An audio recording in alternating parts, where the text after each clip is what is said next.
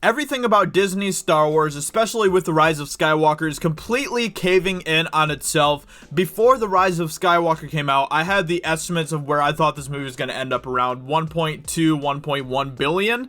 And now it's starting to look like this movie possibly might not even hit a billion. Which, if that happens, would be absolutely devastating to Disney, to Lucasfilm, and it would completely prove and spell out the fact that the fans were right, that we have been right about this trilogy, that this trilogy has been pretty much just garbage, to be completely honest, and Disney doesn't understand Star Wars.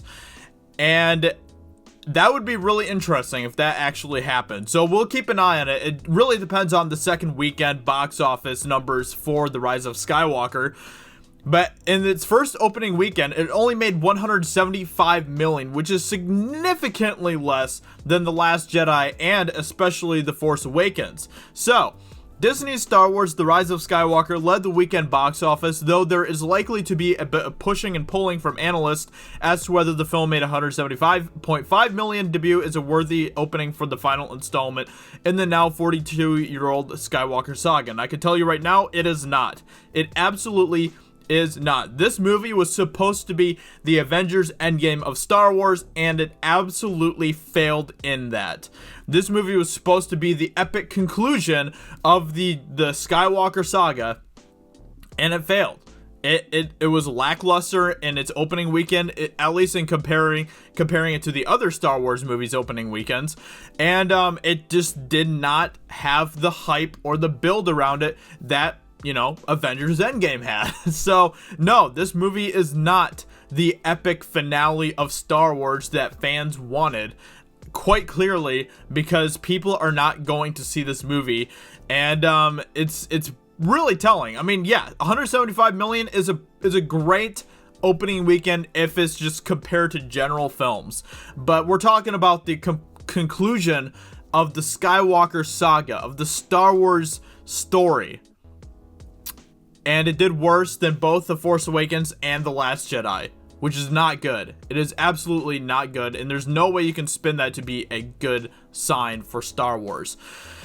With 175 million 3-day debut, Disney's Star Wars The Rise of Skywalker delivered the third largest December opening of all time, which I believe the other two were the other two Star Wars films, I believe. While the performance tops the studio's conservative 165 million opening, many, including Box Office Mojo, expected the film to top 200 million for the weekend, and the slide to 175 million is a bit below where expectations were just yesterday, which is absolutely true. Everyone that I saw had this film like around 190, 200 million opening weekend.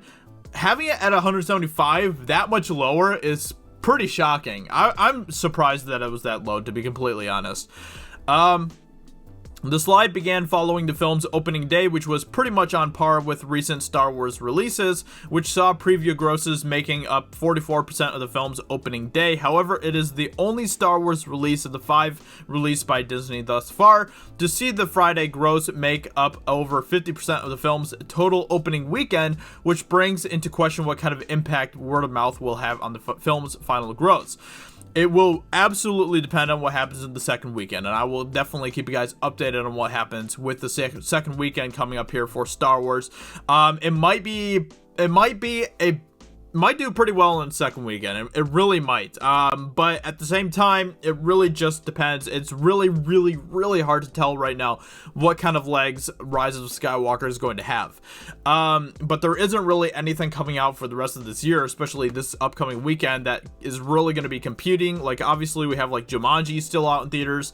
And Cats, don't forget Cats. Like, Cats is obviously bringing the heat to the competition when it comes to Star Wars, even though it only made like 6 million this past weekend, which is pretty awful. But yeah, so we'll have to just keep an eye on it and see. So while The Force Awakens and Rogue One saw multiples that came in at 3.78 and 3.43 respectively, The Last Jedi and Solo could only muster multiples finishing at 2.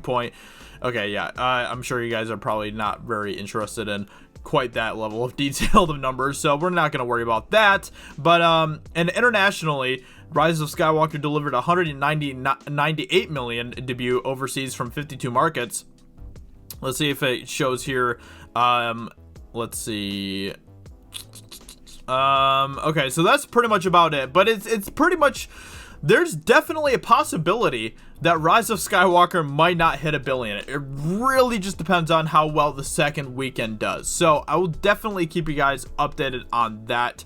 We'll have to see, but there are people out there that are kind of looking at this and they're like, it might not even hit $1 billion. If this movie does not hit $1 billion, that would be just such a huge victory for the Star Wars fan base who have not been happy with Star Wars, Disney Star Wars, I should say, up to this point.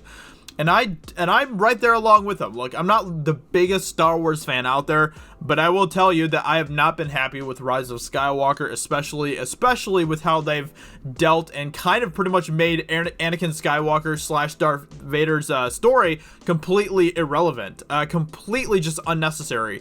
They pretty much just kicked Darth Vader out the door and said, "We got Rey now. We don't need you, Darth Vader, anymore. We don't need you or your story or your silly little, chosen one storyline, because Rey is the actual chosen one. She's the best. She's the bestest." And I don't really have a problem with that. I don't have a problem with it because she's a woman. Let me just make that clear, okay? I know there's people out there that are going to be like, "You're just a sexist." And no, that's not it at all. I would have just as much of a problem with this if it was a dude. My problem with it is that it pretty much just completely makes Darth Vader's complete storyline just completely useless and irrelevant if you are including Disney Star Wars within this. Anakin was the chosen one. Darth Vader was the chosen one. His story arc is one of the greatest of all time, and this movie completely undermines that, which I'm not a fan of at all. So anyway, with that being said, let me know in the comments below what you think about this. What do you think about Rise of Skywalker? Do you think it's going to hit $1 billion? What do you think it's going to do in its second weekend? Hope you guys enjoyed this video. Let me know in the comments below what you think. Subscribe if you're new around here as well. I'd greatly appreciate that. And I will talk to you all very soon in another video. Talk to you later. Bye.